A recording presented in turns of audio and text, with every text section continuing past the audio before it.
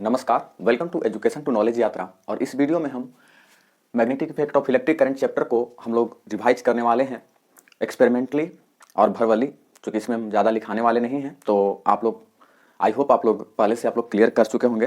तो शुरू करते हैं।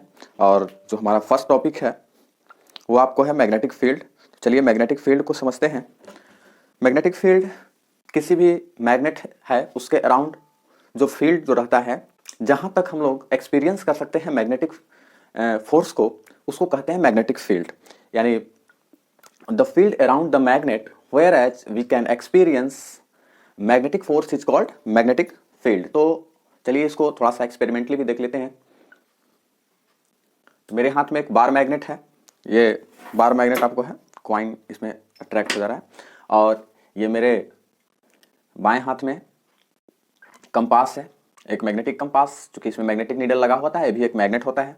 चलिए देखिए, जब हम इसको मूवमेंट कर रहे हैं तो इसका आपको नीडल जो है से मूवमेंट कर रहा है, यानी कि इसके अराउंड यहाँ तक इसका जो फील्ड है वो काम कर रहा है।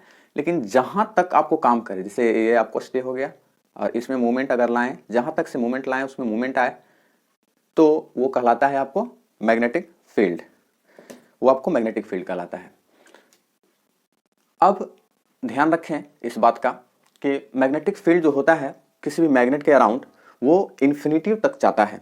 इस बात का ध्यान रखेंगे, चूँकि धीरे धीरे आपको लॉस्ट होता है ये, और हो सकता है कि इसके इनर्शिया के कारण भी हम लोग जो है से उतना एक्सपीरियंस नहीं कर पा रहे हैं, उतना सेंसिटिव नहीं है। तो नेक्स्ट हमारा जो टॉपिक है वो आपको है फील्ड लाइंस। तो ध्यान दीजिएगा, फील्ड लाइंस क्या है।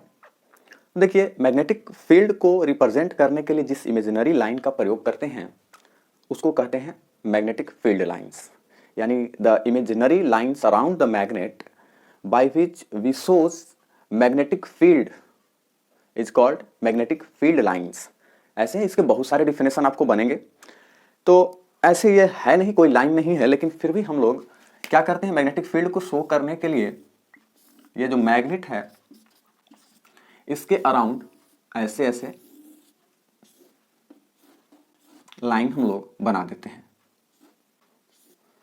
और मैग्नेटिक फील्ड लाइन का आपको डायरेक्शन ध्यान देना है, एन टू एस की ओर होता है, एन टू एस की ओर। यानी याद कैसे रखेंगे, एन मतलब निकलता है, एस मतलब समाता है। तो इस प्रकार से आप मैग्नेटिक फील्ड लाइंस का डायरेक्शन याद रखेंगे। अब इसके रिगार्डिंग देख लीजिए, लेकिन ये आपको आउट टू द मैग्नेट है, इनटू द मैग्नेट ध्यान रखिएगा। इनटू द मैग्नेट क्या रहेगा, ये लाइन जो है से यहाँ से अलाइन हो जाएगा इसमें, और ये क्लोज्ड लूप बना लेगा, यानी ये सारा हो जाएगा ऐसे। तो यदि पूछे कि direction of magnetic field inside the magnet, inside the bar magnet है, क्योंकि हम लोग सिंपल जो मैग्नेट है बार मैग्नेट है, इनसाइड द मैग्नेट, तो ये आपको हो जाएगा एस टू एन, यानी south pole to north pole. ये आप ध्यान रखें। अब थोड़ा सा इसकी प्रॉपर्टीज को थोड़ा सा जान लेते हैं कि इसका प्रॉपर्टीज क्या क्या है। तो सबसे पहला प्रॉपर्टीज है कि यह नॉर्थ पोल से निकल करके साउथ पोल पर समाता है। नॉर्थ से इनिशिएट होता है, साउथ पर एंड करता है, लेकिन इसके इनसाइड जो है से ये क्लोज लूप बनाता है, ये ध्यान रखें। अब दूसरा प्रॉपर्टी जो है, इसके कोई भी पॉइंट पर अगर हम एक टेंजेंट खींच लें, एक टेंजेंट खींचे ऐसे, तो वो टेंजेंट जो है उस पॉइंट पर मैग्नेटिक फील्ड के डायरेक्शन को दिखाएगा, ये है। फिर यदि हम बात करें अगला, तो ये एक दोनों को माने एक दूसरे को कभी इंटरसेक्ट नहीं करता है, यानी magnetic field line never intersect to each other. हाँ, क्यों नहीं करता है इसको थोड़ा सा समझेंगे। तो ध्यान दीजिएगा, मान लेते हैं कि कोई एक फील्ड यहां पर से निकला और ये इंटरसेक्ट इसको कर दिया यहां पर। चलिए, ये इंटरसेक्ट करने का मतलब है कि ये जो पॉइंट है, पॉइंट ऑफ इंटरसेक्शन, तो यहां पर टू टेंजेंट को ड्रॉ कर सकते हैं। दो टेंजेंट को कैसे, मान लेते हैं कि हमारा L1 है, दिस इज योर L2, और यहां पर हम एक B1, L1 पर B1 और L2 पर B2। तो एक पॉइंट पर magnetic field line, magnetic field का दो डायरेक्शन नहीं हो सकता है, पॉसिबल नहीं है। क्यों नहीं है, एक पॉइंट पर यदि खड़ा होकर के बोले हम कि ये पूरब भी है और ये पश्चिम भी है, तो ऐसा नहीं है। एक पॉइंट पर एक ही डायरेक्शन आपको होगा, तो ये आपको है। और क्या, closeness of magnetic field lines, closeness of magnetic field lines shows a stronger magnetic field and vice versa। यानी कि यदि मैग्नेटिक फील्ड लाइंस यदि क्लोज रहे तो वो स्ट्रॉन्गर मैग्नेटिक फील्ड को दिखाएगा, वेयर एज जब वो डिस्टेंस पर रहे तो वो दिखाएगा वीकर मैग्नेटिक फील्ड। तो ध्यान दीजिएगा, ये पोल पर देख रहे हैं क्लोजनेस है, तो पोल पर मैग्नेटिक फील्ड का जो स्ट्रेंथ होता है वो हाई होता है, और दोनों तरफ या पोल के अलावा मैग्नेटिक फील्ड लाइन जो है से दूर दूर रहता है, तो उसमें वो आपको वीक रहता है। तो ये चीज आपको हो गया। उसके बाद यदि जो मैग्नेटिक फील्ड लाइन है वो आपको पैरेलल है और इक्वी डिस्टेंस पर है, यानी बराबर बराबर डिस्टेंस पर है, तो वो शो करेगा constant magnetic field, constant magnetic field को वो दिखाएगा। तो ये कांस्टेंट मैग्नेटिक फील्ड को यहां पर इस प्रकार से आपको डिनोट कर सकते हैं। उसके अलावा यदि हम डिस्टेंस को अलग अलग रखेंगे तो वो नॉन यूनिफॉर्म, ध्यान रखिएगा, कांस्टेंट या यूनिफॉर्म इसको मानेंगे, यूनिफॉर्म मैग्नेटिक फील्ड भी बोलेंगे। और यदि इक्वी डिस्टेंस पर नहीं है, एक ही डायरेक्शन में है जरूर लेकिन इक्वी डिस्टेंस पर नहीं है, तो वो आपको नॉन यूनिफॉर्म मैग्नेटिक फील्ड हो गया। तो ये मैग्नेटिक फील्ड लाइन से संबंधित कुछ इंपॉर्टेंट आपको उसका प्रॉपर्टीज के बारे में हम चर्चा किए। अब जो है हमारा वो field due to a current, यानी कि हम लोग अब इलेक्ट्रिसिटी और मैग्नेटिज्म जो है उसको रिलेट करके चलेंगे। तो आइए एक प्रयोग के माध्यम से इसको समझते हैं, और उस प्रयोग का नाम है अरस्टेड एक्सपेरिमेंट। लेकिन इस पर हम ज्यादा चर्चा नहीं करेंगे, इससे प्रश्न जरूर बनते हैं, इससे प्रश्न जरूर आपको फिगर टाइप का आपको बनता है। तो आइए इसको हम लोग एग्जीक्यूट करते हैं। तो सारे पार्ट्स मौजूद हैं, ये आपको कंपास है, ये कंडक्टिंग वायर है और सेल है। पहले हम लोग देखें कि अगर मैग्नेट अगर लाते हैं तो इसका जो निडल है कंपास का वो डिफ्लेक्शन हो रहा है, डिफ्लेक्ट कर रहा है। अब हम लोग क्या करेंगे कि उस मैग्नेट को हम साइड में रख देंगे, और यहाँ पर हम लोग एक सेल के द्वारा हम कंडक्टिंग वायर में इलेक्ट्रिसिटी को पास कराएंगे। तो आप देखिए कि जैसे ही इसमें हम इलेक्ट्रिसिटी को पास कराते हैं, मैग्नेटिक नीडल जो है डिफ्लेक्ट कर जाता है। तो इससे आपको ये होता है कि जैसे ही हम इसमें करंट को पास कराएं, इसके चारों ओर मैग्नेटिक फील्ड बन गया, और इसी मैग्नेटिक फील्ड के कारण ये डिफ्लेक्ट हुआ, क्योंकि पहले मैग्नेट के द्वारा डिफ्लेक्ट हुआ था, क्योंकि मैग्नेट के चारों ओर मैग्नेटिक फील्ड रहता है। इसको कहते हैं ऑरेस्टेड एक्सपेरिमेंट। तो लगे हाथ एक हम लोग रूल को भी समझ लेते हैं। तो यह है Maxwell right hand thumb rule. तो राइट हैंड थंब रूल ये कहता है कि कोई अगर वायर है, कंडक्टिंग वायर, और उसको हम इस तरह से पकड़ें कि करंट जो है से आपको अंगूठा को, मैंने जो करंट का डायरेक्शन है वो अंगूठा को शो करे, तो ट्विस्टिंग फिंगर्स जो है वो मैग्नेटिक फील्ड के डायरेक्शन को शो करेगा। तो ये चीज आपको है, इसके द्वारा हम लोग डायरेक्शन ऑफ डिफ्लेक्शन भी निकालेंगे। तो चलिए हम लोग थोड़ा सा और गौर कर लेते हैं इस पर। हम एक बड़े स्टैंड पर, पिवट पर रख देते हैं मैग्नेटिक नीडल को, और इसके डायरेक्शन को देखते हैं कि डायरेक्शन का इसका जो डायरेक्शन है डिफ्लेक्शन का वो किस पर निर्भर करता है।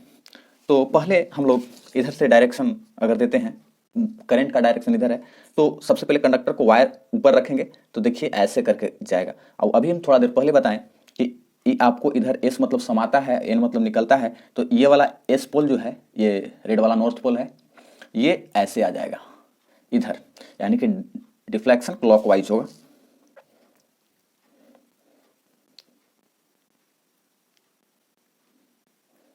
क्लॉकवाइज डिफ्लेक्शन ऐसे हुआ। अब यदि हम इसके डायरेक्शन को उल्टा कर देते हैं, करंट के डायरेक्शन को देखिए उल्टा कर दिया, यानी बैटरी का पोलैरिटी उल्टा कर दी है, तो डायरेक्शन आपको चेंज हो गया, एंटी क्लॉकवाइज हो गया। देखिए वो एंटी क्लॉकवाइज इस डायरेक्शन में आपको हो रहा है, इस डायरेक्शन में हो रहा था, क्योंकि थोड़ा सा इसका रिस्पॉन्स जो है से क्विकली होता है। अब एक चीज़ और ध्यान दीजिए कि डायरेक्शन ऑफ डिफ्लेक्शन इस पर भी निर्भर करता है कि वायर ऊपर या नीचे। जैसे देखिए वायर अभी है ऊपर, क्लॉकवाइज हो रहा है, और वायर को हम नीचे कर दिए तो अब एंटी क्लॉकवाइज होगा। तो direction of deflection depends upon two parameter, first is your direction of current and second is your position of the conductor. तो ये आपको हो गया। अब इस पर थोड़ा सा हम लोग बोर्ड पर आते हैं और सीखते हैं कि इससे हम लोग क्या क्या रिजल्ट हम लोग निकाल सकते हैं। तो अभी हम लोग देखें कि एक कंडक्टर से हम करंट को भेजें तो उसके चारों ओर मैग्नेटिक फील्ड बना, और मैग्नेटिक फील्ड का डायरेक्शन ध्यान दीजिएगा, अगर स्ट्रेट कंडक्टर है तो आपको सर्कुलर होता है, ध्यान दीजिएगा, सर्कुलर और कोसेंट्रिक, कोसेंट्रिक सर्कुलर।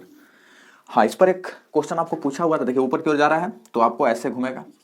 और एक चीज ध्यान रखिएगा, मैग्नेटिक फील्ड और इलेक्ट्रिक फील्ड दोनों जो होता है ऐसे परपेंडिकुलर होता है, जैसे हम लोग देखें ऐसे, ये आपको electric field means direction of current, और ये आपको मैग्नेटिक फील्ड, तो इस पर 90 डिग्री का आपको एंगल बन रहा है।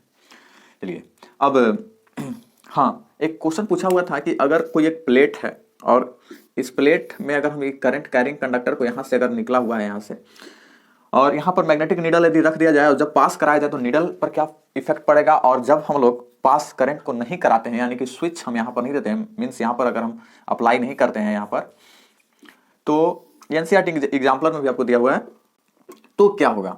तो ध्यान रखिएगा कि जब हम लोग करंट पास कराएंगे और इस सरफेस पर अगर हम लोग मैग्नेटिक नीडल रखेंगे तो वो डिफ्लेक्ट करेगा, एज पर ऑरस्टेड एक्सपेरिमेंट जो हम लोग देखें राइट हैंड रूल में, उसके हिसाब से आपको डिफ्लेक्ट करेगा। और इस प्रकार का क्वेश्चन है तो कमेंट सेक्शन में जरूर लिखिएगा। और यदि जब हम लोग इसको ऑफ कर देते हैं, मीन्स ओपन कर देते हैं सर्किट को, तो इस जो सरफेस है उस पर मैग्नेटिक फील्ड का डायरेक्शन किधर होगा या कैसा होगा, यह चीज तो ध्यान रखिएगा। जब हम लोग स्विच को ओपन कर देंगे तो बाय डिफॉल्ट इस करंट, जो करंट कैरिंग कंडक्टर है उसमें तो कोई करंट नहीं है, तो उसके कारण मैग्नेटिक फील्ड जो है से जीरो हो जाएगा। लेकिन ध्यान रखेंगे कि जो अर्थ का जो मैग्नेटिज्म है उसके द्वारा जो आपको मैग्नेटिक फील्ड है वो रहेगा, कांस्टेंट रहेगा, कांस्टेंट मैग्नेटिक फील्ड इस सरफेस में, अगर डायरेक्शन ऐसे ऐसे दिया हुआ है तो यह ध्यान रखें। और इस पर एक एक्सप्रेशन भी है, इस पर फोर्स कितना लगता है या मैग्नेटिक फील्ड कितना होता है, तो इसका एक एक्सप्रेशन भी है आपको, B equal to mu naught I by 2 pi R। ये आपको एक्सप्रेशन है, थोड़ा सा अगर इसको मॉडिफाई कर लें तो B बराबर म्यू नॉट इक्वल टू होता है 4 pi into 10⁻⁻7 henry per metre. अकबकाइएगा नहीं, इससे इतना आपको होता है। तो जब हम ले दे करके दिख करें, ये इसको कहते हैं परमिएबिलिटी ऑफ फ्री स्पेस या परमिबिलिटी ऑफ वैक्यूम, तो इससे अकबकाइएगा नहीं। बी का जो यूनिट आएगा वो आएगा Tesla, Tesla denoted by capital T, ये आपको आएगा। ये पिछले साल एक एग्जाम में देखें पूछा भी था, शायद लगता है टेस्ट एग्जाम था उसमें। तो यहां पर यदि हम रख दें 4 pi into 10⁻⁻7 I upon 2 pi R, तो यहां से यहां आपको it becomes 2 into 10⁻⁻7 into I by R, ये आपको एक्सप्रेशन बनेगा। तो यहां पर देखें कि जब हम I को जैसे जीरो रखेंगे हमारा B का वैल्यू जो है से जीरो आ जाएगा, और डिस्टेंस बढ़ाते जाएं तो B का वैल्यू घटते जाएगा, यानी कि B inversely proportional to 1/R, B inversely proportional to R या B directly proportional to 1/R। तो इस हिसाब से हमारा काम किया, ये आपको एक्सप्रेशन हो गया। कोसेंट्रिक सर्कल होता है, ध्यान रखिएगा। अब थोड़ा सा हम लोग सर्कुलर में कैसे जाएगा, क्या होगा, इसको हम लोग राइट हैंड रूल जो है, अभी मैक्सवेल का जो राइट हैंड रूल है उससे ही हम लोग फाइंड करेंगे। हालांकि सिलेबस से टॉपिक से हटा दिया है लेकिन जरूरी है, तो इसे आप चाहें तो आप नोट डाउन कर सकते हैं एक्सप्रेशन को, लेकिन आप लोग मेरे ख्याल से आप लोग जानते ही होंगे, पढ़े ही होंगे। तो आते हैं अब सीधा हम लोग सर्कुलर जो है वायर, उसके द्वारा कैसा आपको होता है से देखते हैं।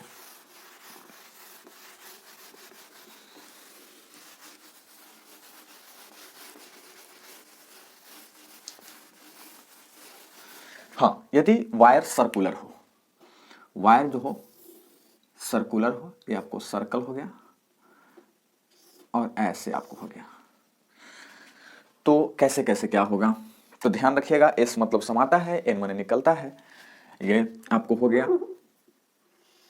तो चलिए इसमें हम मान लेते हैं कि करंट को ऐसे दिए, यानी करंट ऐसे जा रहा है और ऐसे निकल रहा है। एक और हम लोग ले लेते हैं जिसमें करंट के डायरेक्शन को उल्टा रखेंगे,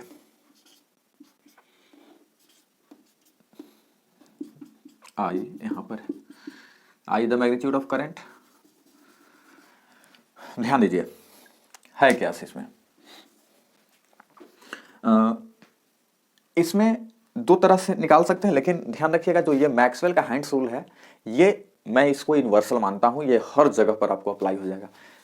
तो एक फेस स्क्रू रूल भी है, उस पर हम चर्चा करेंगे, लेकिन सबसे पहले हम लोग मैक्सवेल हैंड्स रूल से आपको करेंगे। तो ऐसे करने का मतलब लाइक भी कर दीजिएगा, वीडियो को शेयर भी कर दीजिएगा। ध्यान दीजिए, यहाँ पर जो करंट ऐसे रन कर रहा है, तो हम लोग ये लगा लेंगे, ये तो इस डायरेक्शन में हम लोग अंगूठे को रखेंगे, थंब को चलिए ऐसे रखें। आप क्या देख रहे हैं, ये जो उंगली जो है, जो ट्विस्टिंग फिंगर्स जो अराउंड द कंडक्टर जो रहता है, वो आपको इनटू द फेस या इनटू द बोर्ड जा रहा है। इनटू मींस क्या, इनटू मींस समा रहा है, इसमें समा रहा है, तो इसको एस बन जाएगा। एस में समाना, तो आपको एस बनेगा। ठीक है, चाहे आप इधर से क्यों ना पकड़े, इधर से भी यदि आप पकड़ लेते हैं, डायरेक्शन ऐसे रखते हैं, तो ये इधर ही आता है, तो एस हो रहा है, समा रहा है। अच्छा, और ऐसे एन, इधर एन बन जाएगा, क्योंकि ऐसे धरेंगे इसमें तो इधर समाएगा, इधर से निकलेगा तो इधर एन बनेगा, और आउटसाइड एन बन रहा है तो इनसाइड तो एस बनेगा ही। इसमें अगर हम ध्यान दें तो देखिए, इसमें यहां से अगर इसको धरें इस साइड को, तो ऐसे हो जाएगा, और यहां से देखिए समा रहा है, यानी कि इसका जो फेस है उसके बाहर समा रहा है, तो इसके फेस के अगर अंदर ये अगर लाएं तो ये निकल रहा है। इसके ये उंगली को अगर इसके फेस के अंदर रखें तो ये समा रहा है, लेकिन इसमें अगर हम इधर उंगली को इधर रखें तो ये आपको निकल रहा है, तो ये आपको एन हो जाएगा। यानी अच्छा, याद रखिए कैसे रखें, तो एक तो ये हो गया आपको मैक्सवेल का हैंड्स रूल से। दूसरा याद रखेंगे कि डायरेक्शन जो है से करंट का डायरेक्शन के हिसाब से दूसरा एक फेस स्क्रू रूल होता है। तो फेस स्क्रू रूल होता है, तो ये एस जो है ना, इसके चारों ओर ऐसे, दोनों ओर अगर ऐसे लगा दिया जाए, तो देखिए ये जो है ये रन किधर की ओर कर रहा है, क्लॉकवाइज। तो जब क्लॉकवाइज रन करेगा तो हमारा एस पोल बनेगा, और एन जो है वो आपको ऐसे अगर कर दें तो देखिए ये आपको एंटी क्लॉकवाइज रन कर रहा है, तो हमारा एन एंटी क्लॉकवाइज से बनेगा। और एक और आपको है निमोनिक्स है, वो ध्यान रखिएगा, आप याद रखिएगा, एंटी क्लॉकवाइज, एंटी क्लॉकवाइज, आप इसको याद रखिएगा, एंटी क्लॉकवाइज, ऐसे एंटी क्लॉकवाइज, यानी कि एंटी क्लॉकवाइज रहेगा तो एन बनेगा। एंटी क्लॉकवाइज यदि कोई सर्कुलर कॉइल में अगर है तो वो आपको एन बनेगा, और इसके अपोजिट जो रहेगा क्लॉकवाइज वो एस बनेगा, वो आप ध्यान में रखें। तो ये चीज हो गया। इसके द्वारा एक्सप्रेशन क्या बनेगा मैग्नेटिक फील्ड का, तो B equal to mu naught I by 2r, ध्यान रखेंगे उसमें स्टेट कंडक्टर में 2πr, इसमें 2r, सिर्फ पाई नहीं रहेगा, क्योंकि पाई के हिसाब से तो ये मुड़ा हुआ है ही। म्यू का वैल्यू जैसे बताएं हम आपको, जैसा कि पहले बताएं कि होता है कितना, 4 pi into 10⁻⁻7 henry per metre. तो ये आपको हो जाएगा, बी का जो आपको एक्सप्रेशन बनेगा वो आपको बन जाएगा कितना, 4 पाई अगर रहे कटेगा तो कितना आ जाएगा, 2πr रहेगा, 2 पाई इंटू 10⁻⁻7 I/r। तो ये आपको किस पर डिपेंड कर रहा है, फर्स्ट डिपेंड कर रहा है करंट पर, और दूसरा रेडियस पर। रेडियस को बढ़ाएंगे मैग्नेटिक फील्ड जो है वो कम होता चला जाएगा। और ध्यान रखिएगा, यदि इसमें n टर्म्स रहे तो n से आप मल्टीप्लाई कर दीजिए इसमें, यदि इसमें n टर्म्स है, अगर बहुत बार लपेटा हुआ है तो ये आपको हो जाएगा। चलिए अब समझते हैं हम लोग सोलिनॉइड। सोलेनॉइड में अगर हम करंट देंगे तो कैसा बिहेव करेगा, तो सोलिनॉइड कुछ नहीं है, सर्कुलर कॉइल जो है पूरा अगर एन टर्म्स लपेटा उसको लेंथ को बढ़ा दीजिए तो सोलिनॉइड हो गया। यानी कि आपको स्प्रिंग जैसा यदि कर दिया जाए, हेलिक्स मोड में यदि कर दिया जाए वायर को ट्विस्ट, तो सोलिनॉइड हो गया। सोलिनॉइड में हम लोग करंट का डायरेक्शन कैसे निकालेंगे, मैग्नेटिक फील्ड इसमें कैसे आपको होगा, तो ध्यान दीजिए।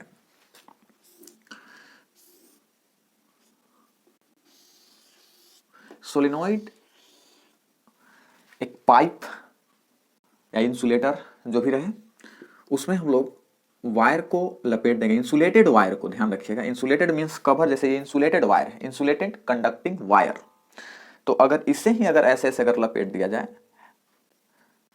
ऐसे स्प्रिंग जैसा, तो ये आपको सोलिनॉइड हो गया, ये आपको सोलिनॉइड हो गया। और इसको ऐसे होल्ड करने के लिए कोई आपको इंसुलेटर का, जैसे आपको बहुत सारा चीज ऐसा होता है पाइप वगैरह, तो उसमें आपको लपेट दिया जाए तो ऐसा हो जाएगा। चलिए इसमें हम कॉइलिंग कर देते हैं।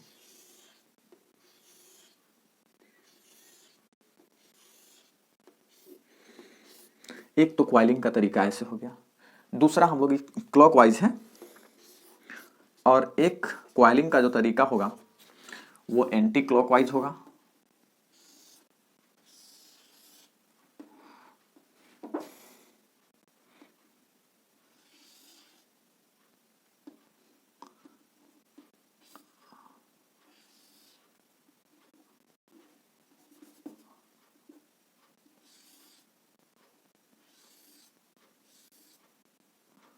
ऐसे एक होगा। अब देखिए इसमें हम लोग निकालते कैसे हैं मैग्नेटिक फील्ड का डायरेक्शन को, तो सिंपल लगा दीजिए ये रूल, मैक्सवेल हैंड्स रूल। ध्यान रखिएगा, ये करंट का डायरेक्शन में रखें तो मैग्नेटिक फील्ड का डायरेक्शन होगा, ये मैग्नेटिक फील्ड का डायरेक्शन में रखें तो करंट का डायरेक्शन होगा। ये आपको उल्टा है, ध्यान रखिएगा, उल्टा भी काम करता है। तो अगर हम यहां से करंट मान लेते हैं कि स्विच को क्लोज करें, करंट जो है रन करेगा ऐसे, करंट रन ऐसे कर रहा है, ऐसे। तो हम लोग इसके पोल का पता कैसे लगाएंगे, तो सिंपल, करंट के डायरेक्शन की ओर अगर ये फिंगर्स को रखते हैं तो हमारा मैग्नेटिक फील्ड का डायरेक्शन जो है थंब आपको शो करेगा। मैग्नेटिक फील्ड इधर से मींस इधर की ओर यानी निकलेगा इधर से, तो ये it becomes N and it becomes S, ऐसे आपको हो जाएगा। ठीक, दूसरा क्या कर सकते हैं कि अगर मैग्नेटिक फील्ड का करंट का डायरेक्शन को अगर हम इधर रखते हैं थंब को, देखिए इधर रखें तो देखिए इधर से निकल रहा है, ऐसे हो जाएगा करके अपना देखिए, तो इधर करंट तो इधर मैग्नेटिक फील्ड, ऐसे आपको हो जाएगा। अब यही अगर उल्टा अगर रखें तो इधर आपको हो जाएगा, नीचे की ओर जाएगा तो एन पटी एन हो जाएगा, इस तरह से काम चलेगा। इसमें अगर देखिए इसमें उल्टा लपेटा हुआ है, एंटी क्लॉकवाइज लपेटा हुआ है, तो चलिए इधर से देखते हैं कि इधर से करंट है, इधर से आया ऐसे डाउनवर्ड डायरेक्शन में आया, चलिए डाउनवर्ड डायरेक्शन में आया, तो इसको अगर हम ऐसे रखें इधर तो एन ये साइड आपको बनेगा, एन ये साइड बनेगा, एन ये साइड और एस ये साइड आपको बन जाएगा इस हिसाब से। अब अगर हम लोग छोटा सा भी रखें ना ऐसे, इसमें अगर हम करंट का डायरेक्शन रखें तो इधर से हमको एन निकलता हुआ नजर आएगा। आई होप इसको समझ चुके होंगे, वैसा ही है सारा का डायरेक्शन निकालने का वही तरीका है। हाँ, एक चीज बताना भूल गए हैं कि जो आपको सोलिनॉइड है, करंट करिंग सोलिनॉइड, वो आपको वैसे ही काम करता है जैसा कि एक बार मैग्नेट काम करता है। दूसरा, इससे मैग्नेटिक फील्ड का जो एक्सप्रेशन बनेगा B equal to mu naught N I by L. ध्यान रखिएगा, म्यू नॉट का वैल्यू तो आपको बताएं ही, 4 pi into 10⁻⁻7 henry per metre. तो ये आप रख करके एक्सप्रेशन को सही कर ले सकते हैं। इसके अंदर अगर दूसरा मटेरियल का अगर हम डालें, जैसे लोहा वगैरह यदि डालें, तो इसका जो मैग्नेटिक फील्ड है जो स्ट्रेंथन कर जाएगा। स्ट्रेंथन देखिए कैसे कर जाएगा, अगर परमिएबिलिटी लोहा का अलग अलग आपको होता है, तो म्यू नॉट म्यू आर एक होता है, रिलेटिव परमिएबिलिटी कांस्टेंट होता है ये भी, और ये यूनिटलेस कांस्टेंट होता है, मतलब इसका वैल्यू 1 2 3 ऐसे करके आएगा। तो ऐसे पूछता भी है कि जो आपको सोलिनॉइड है या इलेक्ट्रोमैग्नेट और सोलिनॉइड में ज्यादा अंतर नहीं है, सिर्फ इसमें आयरन कोर आप इंसर्ट कर दीजिए, वैसे भी आप एयर कोर मैग्नेट है ही। तो ये किस पर डिपेंड करता है, ध्यान रखिएगा, यानी कि magnetic field of solenoid depends upon these parameters, 2 3 हो सकता है। फर्स्ट देखिए, फर्स्ट आपको कह सकते हैं करंट पर, तो B proportional to current, current पर यदि सब कांस्टेंट माने तो ठीक है, ये आपको पहला हो गया। दूसरा जो आपको हो गया वो आपको हो गया B directly proportional to N, यानी कि नंबर ऑफ टर्न्स, कितना अगर ज्यादा अगर टर्न्स मारेंगे ज्यादा मैग्नेटिक फील्ड बनेगा, तो इस पर भी हो गया। उसके बाद B inversely proportional to L, ये किसी में देता भी किसी में नहीं भी देता है, और B directly proportional to mu R, यानी कि nature of material, nature of core material, इसके अंदर अगर कोर यूज कर रहे हैं वो कोर मटेरियल का, तो ऐसे ही लिख देता है, लेकिन ये दोनों इसमें लिख देता है नेचर ऑफ कोर मटेरियल। तो कोर मटेरियल वही हो गया, म्यू आर का वैल्यू कोर मटेरियल के हिसाब से अलग अलग होगा, एल के वैल्यू नहीं देता है, तो ये 4 पैरामीटर पर आपको डिपेंड करता है, तो इसको आप दिमाग में रखिए, नोट डाउन कर ले रही है। अब फ्लेमिंग जो लेफ्ट हैंड रूल है उसका एक्सपेरिमेंट करते हैं, उसको समझते हैं। तो यहाँ पर थोड़ा अरेंजमेंट कर लिए हैं फ्लेमिंग लेफ्ट हैंड रूल के लिए। तो ये मेरे पास मैग्नेट है, जिससे हम मैग्नेटिक फील्ड के अंदर हम वायर को रखेंगे और उसमें हम फोर्स को एक्सपीरियंस करेंगे। तो यहाँ पर हम विजुअलाइजेशन के लिए प्लास्टिक का थोड़ा स्ट्रॉ एक लगा दिए हैं, ताकि आप लोग देख पाएँ थोड़ा अच्छा से, और इसको हम लोग इस पार्ट को मैग्नेटिक फील्ड के अंदर हम लोग अरेंज कर देते हैं इस प्रकार से। और जब नीचे जाएगा तो अब देखिएगा इस प्रकार से, और ऊपर उठेगा तो ऐसे। यहाँ पर ये ड्यूरासेल छोटा सा सेल है, इससे हम पावर को देंगे। तो सबसे पहले देखिए फ्लेमिंग लेफ्ट हैंड रूल क्या कहता है ऐसे कि यदि हम लोग किसी कंडक्टर को, करंट कैरिंग कंडक्टर को मैग्नेटिक फील्ड में रखते हैं और ये जो है मैग्नेटिक फील्ड के डायरेक्शन को शो करता है और करंट को, तो ये वाला जो शो करेगा वो आपको फोर्स को, यानी कि थंब जो है फोर्स को, और middle finger direction of current को, and forefinger direction of magnetic field को। चलिए हम लोग पहले ही प्रिडिक्शन कर लेते हैं कि कैसे ये ऊपर जाएगा या नीचे जाएगा। तो इस तरफ हम एन लगाए हैं और उस तरफ जो है एस है, तो मैग्नेटिक फील्ड का डायरेक्शन इस डायरेक्शन में आपको हो जाएगा। और करंट को अगर हम यहाँ पर पॉजिटिव टर्मिनल से इसको जोड़ते हैं तो यहाँ से आते हुए इस डायरेक्शन में आपको करंट हो जाएगा, और जो फोर्स का डायरेक्शन है ऊपर, यानी कि पॉजिटिव टर्मिनल को जब हम इससे कनेक्ट करते हैं तो ये ऊपर की ओर चलेगा। देखिए ऊपर की ओर सर जा रहा है। अब करंट का डायरेक्शन को बदल देते हैं, यानी कि पहले ऐसे था, अब करंट का डायरेक्शन को इधर पॉजिटिव देंगे तो पॉजिटिव इधर से इधर करंट डायरेक्शन हो जाएगा, यानी कि ऐसे। तो ऐसे हो जाएगा तो क्या हो जाएगा, डाउनवर्ड डायरेक्शन में होगा। तो चलिए पॉजिटिव टर्मिनल को हम इधर देते हैं। अब ये डाउनवर्ड डायरेक्शन की हो जाएगा। देखिए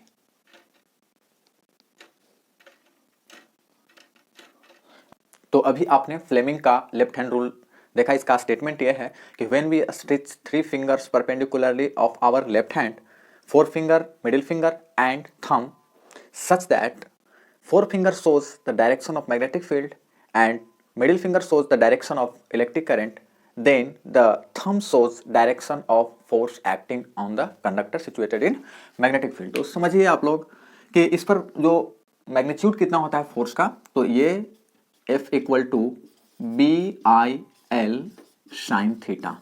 ये थीटा क्या है, तो जो मैग्नेटिक फील्ड में जो कंडक्टर आपको रहता है, in this is your S,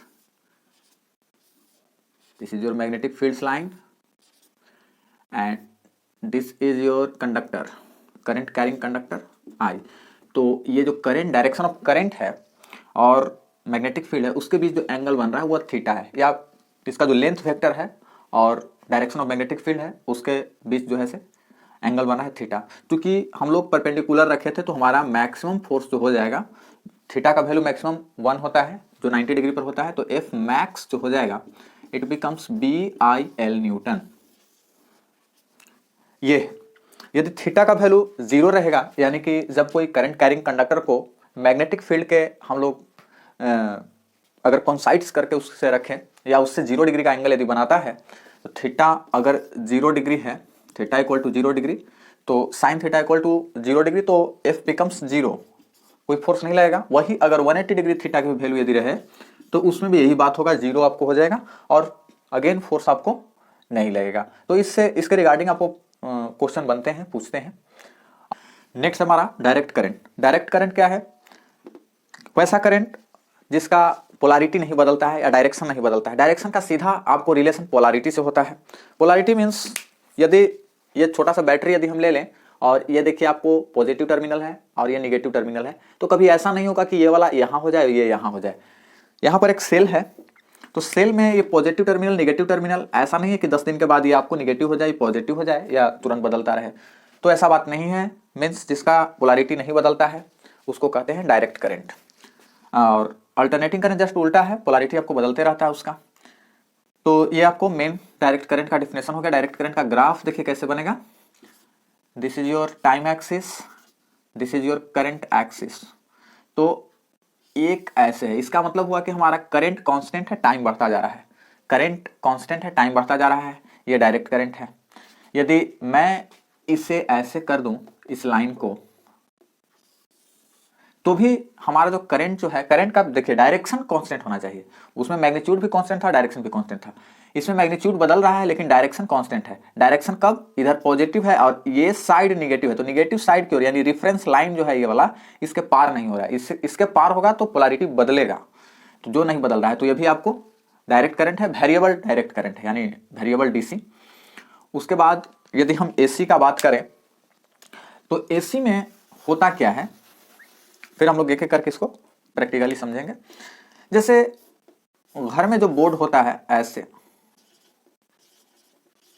तो इसमें अगर अगर प्लग वाला है ये सॉकेट आउटलेट, तो कभी ये प्लस कभी ये माइनस रहेगा। जब ये माइनस रहेगा तो ये प्लस रहेगा, फिर ये आपको प्लस तो ये माइनस, ऐसा होता रहेगा। तो इसको कहते हैं अल्टरनेटिंग करंट, एसी। और इसका आपको डायरेक्शन जो है से चेंज होते रहेगा पीरियोडिकली, और मैग्नीट्यूड कंटिन्यूअसली इसका चेंज होते रहेगा। तो ऐसे ये आपको रहेगा साइन वेव के ग्राफ में, कभी ऊपर तो यहाँ पर नीचे, और इसको वन साइकिल कहते हैं। तो वन साइकिल में आपको 2 बार चेंज होता है, वन साइकिल में 2 बार चेंज होता है आपको, मतलब कि 2 रेफरेंस लाइन को टच करता है यहाँ पर, यहाँ से यहाँ, अगर यहाँ से यहाँ वन साइकिल, यहाँ से यहाँ भी वन साइकिल हुआ, 2 बार चेंज किया, एक बार रेफरेंस लाइन के ऐसे, एक बार बढ़ करके वहाँ पर। और घर में जो यूज होता है हमारा 50 हर्ट्ज होता है। तो ये हमारा है कभी प्लस कभी माइनस, कभी प्लस कभी माइनस। इसका मतलब है कि 1 सेकंड में 50 साइकिल पूरा करता है, मीन्स 100 टाइम्स अपनी पोलैरिटी को चेंज करता है, 100 टाइम्स। चलिए इसको हम लोग एक प्रैक्टिकल डिमोन्स्ट्रेशन से दोनों को समझते हैं। तो मेरे हाथ में आपको 12 वोल्ट का बैटरी है, और ये वायर के साथ यहाँ पर 2 एलईडी एंटी पैरेलल वे में जुड़ा हुआ है। अब जब भी हम इसे कनेक्ट करेंगे, यानी एंटी पैरेलल मतलब जैसे ही इसको हम कनेक्ट करेंगे कोई एक इसमें एलईडी ग्लो करेगा।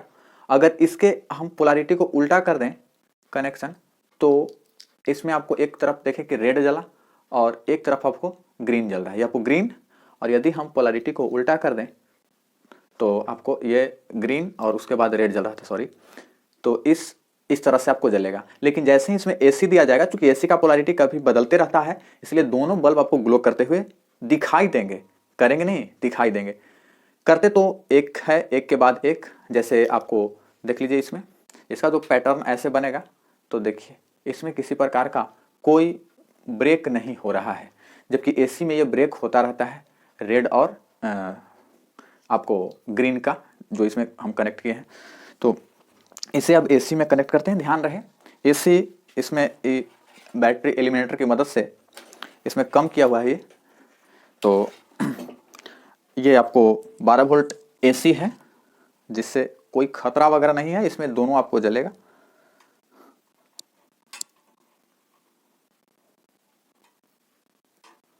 देख रहे हैं दोनों बल्ब आपको ग्लो करता हुआ नजर आ रहा है,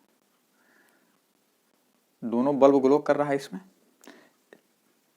दोनों बल्ब आपको ग्लो कर रहा है, रेड और ग्रीन दोनों, क्योंकि कैमरे में ठीक से नहीं आ रहा होगा, लेकिन दोनों जल रहा है। इसमें ये आपको दोनों जल रहा है, और इसको जैसे ऐसे करेंगे तो इसका आपको पैटर्न ऐसे मालूम चल रहा होगा, रेड ग्रीन का। देखिए रेड ग्रीन का पैटर्न बन रहा है, उसमें सिर्फ ग्रीन का बनता है, रेड का नहीं बनेगा, या फिर जब रेड का बनेगा तो ग्रीन का नहीं बनेगा। आई होप इसको समझ गए होंगे, फिर डिटेल में हम कभी किसी और वीडियो में चर्चा करेंगे। इतना आपके लिए यह है। अब जो हमारा टॉपिक जो बचता है, advantages of AC over DC, क्या क्या इसका एडवांटेजेस है, तो ध्यान दीजिएगा। एसी को बढ़ाना घटाना बहुत आसान होता है ट्रांसफार्मर की मदद से, जिसे हम ऐसे भी हम लोग समझते हैं कि कहीं सब स्टेशन से यदि ट्रांसफार्मर 11 के भी आता है 11,000 वोल्ट, तो उसको हम लोग कम कर देते हैं 440 यानी 440 वोल्ट में, या फिर अदर भी करते हैं, ट्रांसमिशन के लिए बढ़ाते हैं। स्टेबलाइजर में देखते हैं कि बढ़ाया घटाया जाता है, तो इसको घटाना बढ़ाना आसान होता है। वो क्यों होता है इसको किसी और वीडियो में कुछ लंबा चर्चा इस पर हो जाएगा। तो ये, लेकिन डीसी को ऐसा नहीं कर सकते हैं, डीसी को करने के लिए डिफिकल्ट होता है, पहले एसी में फिर आपको बदलना पड़ता है। दूसरा आपको है कि एसी जो है वो कभी जीरो होता है, ध्यान रखिएगा। सेम वोल्टेज पर एसी जो है से कम खतरनाक है, क्योंकि एसी जो है से कभी आपको जीरो भी होता है, कभी ये जो होता है से जीरो भी होता है। तो उस समय यदि एसी का यदि शॉक लगा, तो जीरो जब हो रहा है, जब डायरेक्शन चेंज कर रहा है जीरो हो रहा है, तो वहां से हटा लेंगे। तो ये चीज ध्यान रखें कि ये आपको कम खतरनाक होता है। एसी वोल्टेज सेम रहना चाहिए, नहीं कि 12 वोल्ट डीसी और 12 वोल्ट एसी को कंपेयर करें। अभी 12 वोल्ट एसी था, जिससे कुछ नहीं हुआ, कुछ नहीं होता है इससे। और इसके बाद एसी जो है, चूंकि एसी को हम लोग प्रायोरिटी रखना है, हालांकि डीसी का भी एडवांटेज होगा एसी के ऊपर, लेकिन हम लोग एसी को, तो ये 2 एडवांटेज आपको हो गया। इसके अलावा और भी कई सारे एडवांटेज हैं, जिसकी चर्चा हम करते रहेंगे, लेकिन ये 2 एडवांटेज मेन है। पहला कि इसमें हाँ एक और एडवांटेज आप ले सकते हैं कि एसी का जो इक्विपमेंट है उसको हम प्लग में ऐसे या ऐसे उल्टा सीधा कभी भी लगा सकते हैं, क्योंकि इसमें बदलते रहता है, इसमें ये बात होती ही नहीं है। तो ये आपको 3 एडवांटेज, बढ़ाया घटाया जाता है, लॉसेस कम होता है, ध्यान रखिएगा एसी में लॉसेस कम होता है। उसके बाद डोमेस्टिक इलेक्ट्रिक सर्किट है, तो आइए हम लोग डोमेस्टिक इलेक्ट्रिक सर्किट को एक्सप्लेन करते हैं। तो ये है हमारा डोमेस्टिक इलेक्ट्रिक सर्किट जो वायरिंग का है। उसमें देखिए यहाँ पर 2 वायर रहता है, ऐसे 3 वायर रहता है, लाइव वायर, न्यूट्रल वायर और एक अर्थ वायर। तो लाइव वायर और न्यूट्रल वायर जैसा कि आप जान रहे हैं ये सर्विस मेंस से जो आता है उसको, neutral wire literally service mains की तरफ अर्थ से जुड़ा होता है, अर्थ कंडक्टर है, कंडक्टर ऑफ इलेक्ट्रिसिटी। और फ्यूज की मीन स्विच, फ्यूज और स्विच ये लगे होते हैं आपको सीरीज में, जबकि आपको पैरेलल में लगाया जाता है अदर इक्विपमेंट को। और यहाँ पर देखिए एक बल्ब लगा हुआ है जिसमें आपको सेपरेट स्विच है, फिर यहाँ पर फैन लगा हुआ है जिसमें एक सेपरेट स्विच है। और अर्थ वायर आपको, जिसका देखिए इसका लाइव वायर का इंसुलेशन रेड होता है, न्यूट्रल वायर का ब्लैक और अर्थ वायर का इंसुलेशन ग्रीन होता है। तो अर्थ वायर लगाया जाता है वैसे इक्विपमेंट जिसमें मेटालिक बॉडी है, जिसको हम लोग छूते हैं, जैसे आपको रेफ्रिजरेटर हो गया जिसका बॉडी मेटालिक होता है, आयरन हो गया उसमें, तो उसमें ये चीज लगाते हैं, सेफ्टी के दृष्टिकोण से लगाते हैं, सेफ्टी के लिए लगाते हैं हम लोग।